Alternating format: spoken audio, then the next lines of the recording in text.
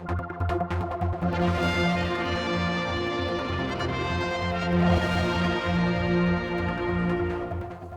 time to talk with the Chief Minister. We've got quite a few things here.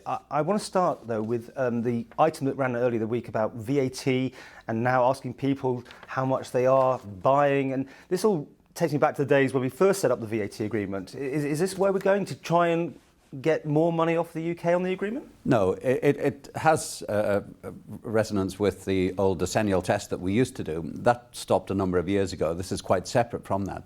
But once we completed the renegotiation of the VAT sharing agreement, it was quite clearly recognised that the amount of information we have as to the spending profile of Manx consumers and the balance of payments figures between exports, imports, etc., which would include vatable goods, was very, very sparse indeed, and that we had to work out a better structure to understand exactly how much the Alban spends on vatable goods. That essentially, this is an agreement which has been drawn up between HMRC and the Alban government, and we are working to that agreed formula now to try and identify more accurately exactly what figures are in question here. Because that last decennial test really did us a good amount of good, didn't it? Because it said we had all this VAT that must come back, and that's what's but the decennial test really focused very much on tourist-related expenditure, if you want to put it that way. It was on alcohol, it was on cigarettes, petrol duties, and the like. It was a very narrow-focused report because we used to get an extra allowance for the tourist spend on the island, separate from the general consumer spend.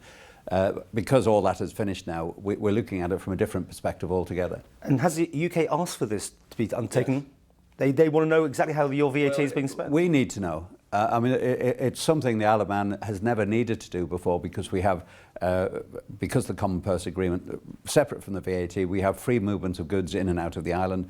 There is no need to register the movement of these goods or to identify what sort of goods they are. We now, for our own internal economic awareness, we need to know exactly how the economy works. We need to know the various sectors that we have here, whether they're vatable, whether they're not, and the level of business the consumer does. Will this be used in any way, though, for negotiations with the UK, for good or bad? I mean, if it shows that the VAT is still not right, could they come back and have another pot? It is unlikely, I think, that they will come back for further funds in the future. We will be using these figures as part of future discussions, but it's as much for internal use as external. But clearly, the agreement that we have with the United Kingdom now covers all these areas. We do have to sharpen up our game in many respects, as I say, because we've never had to do this before. And this information will be exceptionally useful for us, both in discussions with the United Kingdom and, of course, for our own internal economic planning.